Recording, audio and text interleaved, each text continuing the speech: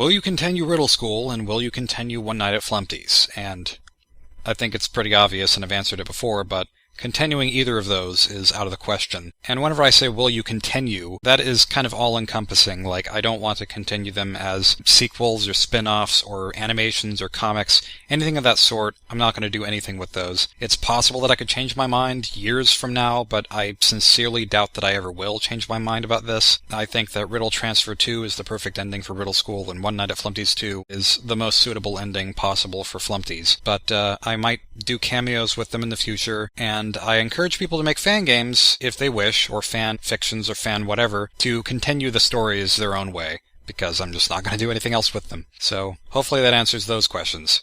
What's your opinion on your previous games? Like, do you view them as good or bad in your opinion? Are you proud or happy with your works? And do you like your games even if they are not successful? My general opinion of them is that if I wasn't the person who made them and I was discovering them for the first time, I would probably enjoy them. So I think they're good, but they're very flawed as well. And I am proud of them for the most part. But I would like to make some effort in the future to make at least a few games with more replay value than the ones I've made in the past, because I feel like with Riddle School or One Night at Flumpty's or Undercook or something, if you play through it once, then you've pretty much gotten the whole experience and there's not really a reason to play it again. So I would like to fix that in the future. Question 2. This isn't a question. Make another Esotericism Embargo game. Arguably your best point-and-click adventures, in some cases beating the Riddle School games. I appreciate the kind words in this comment. I really do. But I think that it's disrespectful to tell an artist, hey, make this. It's not respecting their intentions with their work. It's like you're telling them, hey, do this for me instead of for you. And so, for that reason, I have started blocking anyone who says make another Riddle School game or make another Flumpty game. I'm okay with people asking if I will. Well, I'd still rather people not ask that, but that's at least just a question. It's not begging, and it's not a command. Maybe some people would disagree with the blocking thing, but I get messages like that a lot, and so something has to be done about it. What, in your opinion, is your best work game-wise? I consider this a little bit of a different question from what is my favorite game, because I think what is my best game is different. It feels weird saying this because it's not my favorite thing that I've made, but One Night at Flumpty's 2, I think, might be my best designed work, because I legitimately can't think of a single way that it could be better than it is based on what I was intending for it to be. It came out exactly how I wanted, or at least extremely close, and there's nothing that I would add to or take away from it to make it any better. So, that one. What's the biggest regret in your games? I'm gonna say announcing 1 week at Flumpty's. Not canceling it. I don't regret canceling it, but I do regret getting people's hopes up for a game that was really doomed from the start. Would you consider making tutorials on game making or art if you had the time? Pretty much everything that I've learned is from tutorials that other people have made, and I don't really think that I could do a better job explaining any of the things that I've learned. Plus, I don't really feel like there's a reason for me to explain all the information since the information is out there already. There's 1 or 2 video tutorials on my old channel that are really weirdly enthusiastic, but I don't think that generally making tutorials is my thing.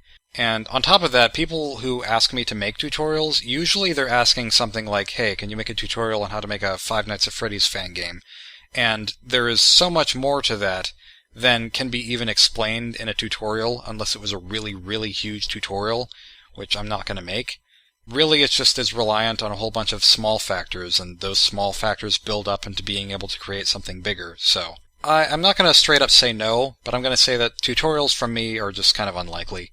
Which do you like more, Riddle School or Flumpty? Riddle School without a doubt. What inspired you to do this? And by this, I assume you mean the Q&A. Well, part of it was to celebrate the 20,000 subscriber milestone, but also because I feel like even though I do try to interact with my fans, I don't really understand what people want to know about me and what people are kind of expecting from me.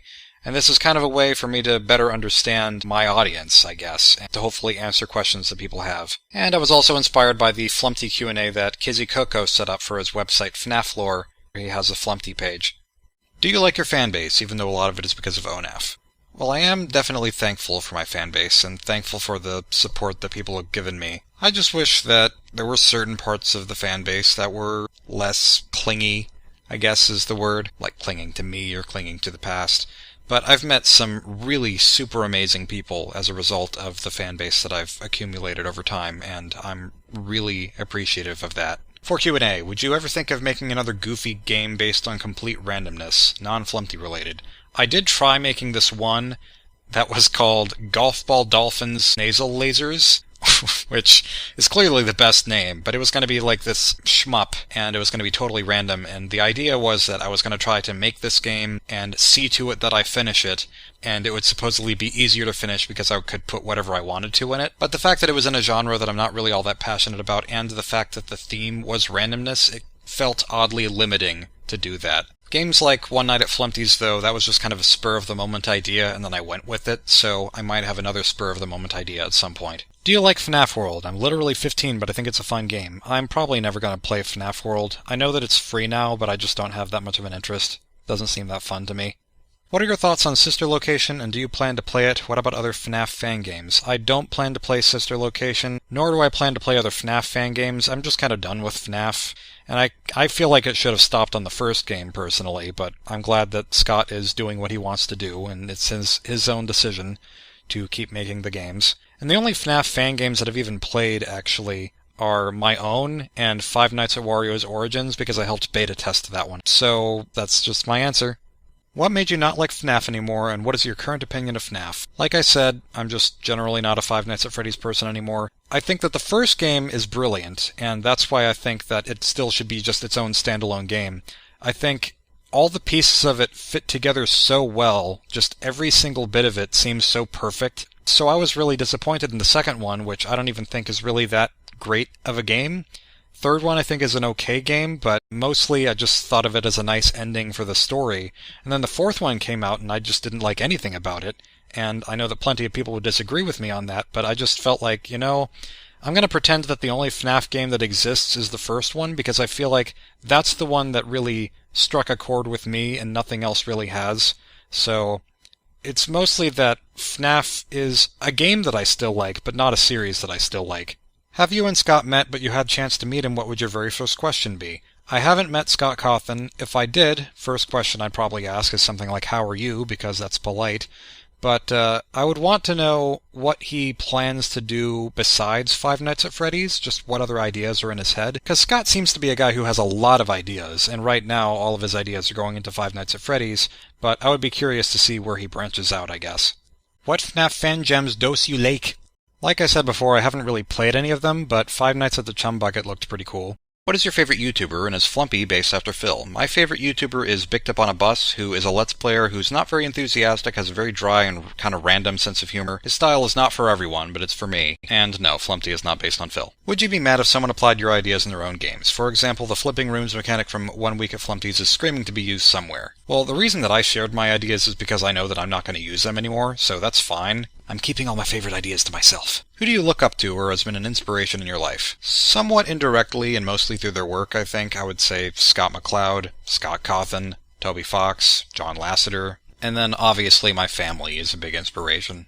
Can you make a new One Night at Flumpty's comics? I won't do that. Will we see Flumpty again in the future, and will you have references to ONaF in your other games you make? I don't think he'll ever return as a character, but he is an egg, so he could be an Easter egg. If anyone noticed, Riddle Transfer 2 did have a reference to the ham spam thing whenever you click on the clock, and then Undercook was kind of a metaphor for the response that I got whenever I said I didn't want to continue 1 Week at Flumpty's. How did you do the phone call in ONaF 2? First I wrote the lyrics for it, then I made the little background tune in FL Studio, I recorded the singing in Audacity, and then I added a bunch of filters to it. Mostly I slowed down and sped up parts, and I also used the high-pass filter to make it sound more like a recording. How did you feel about the public's response when you said you'd stop making Flumpty games? Well, the public responded with a mix of acceptance and complaining and vitriol, and I was expecting all of that because I'd already experienced it with Riddle Transfer 2, but it came in a much greater capacity than I realized, especially the negativity. So naturally, I didn't like it, and then I responded to it pretty badly by taking down the Flumpty games and the videos, and then I eventually put them back up again because I realized I was being stupid.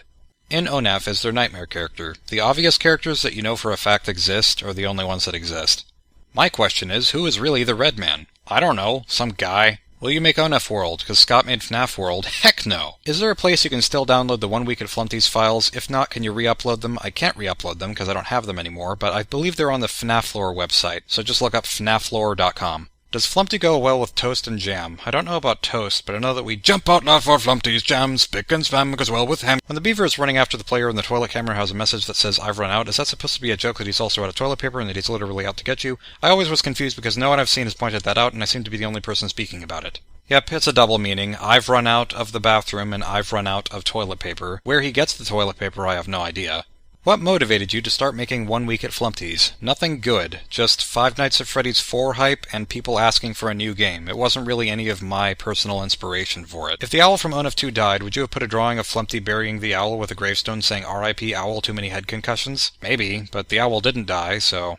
Will you make the horror game about Redman? No, probably not. He's kind of inexorably tied with the One Night at Flumpty's series now. If I want to make a game about a creepy monster, I'll probably come up with a different one. You mentioned the minigame in the 1 week at Flumpty's cancellation video where you have a choice between Flumpty and your best friend. What would have happened if you decided to kill your best friend? I'm not actually sure if there was a choice. I don't really remember very well, but I think that the idea was that you were just supposed to kill your best friend and that was it. Either that or no matter what you did, Flumpty would have just killed you both. Are you aware that somebody has crossed over FNAF with Riddle School? I guess I am now. And here's a question, can I use spam from ONaF 2 for the credits of Riddle Universe? I don't know why you would, there are plenty of better songs, but you can. Would you complain if someone used your ideas to make what you planned as Riddle Transfer 2 through 6? I think you meant 2 through 5. It's kind of like the 1 week at Flumpty's thing. I wouldn't have revealed those plans if I thought that I was going to use them. So someone could definitely use those ideas to make the games, but I don't know why they would, because the series already has what I would say is a better ending, and the old plans have all been spoiled. Question, for some of the games you have created, such as the Riddle School series, what do you believe contributed to their success, and how did you first react to them becoming popular on Newgrounds? As a side note, I would like to say congrats on hitting 20k subs, and best of luck to you with Project Comet. Thank you very much. I think that in the FNAF lore page I already talked about why I thought that One Night at Flumpty's became as big as it was, but if I had to say with Riddle School, it was a point-and-click game that had more personality than most, and it was also a subject that a lot of people could relate to, the idea of just being stuck in school. Do you think that Project Comet will have such unique mechanics that it'll be the next Five Nights at Freddy's or Undertale trend-wise? I don't think it'll stand out quite that much, but I do hope to combine elements of things that I've seen before in a way that's unique.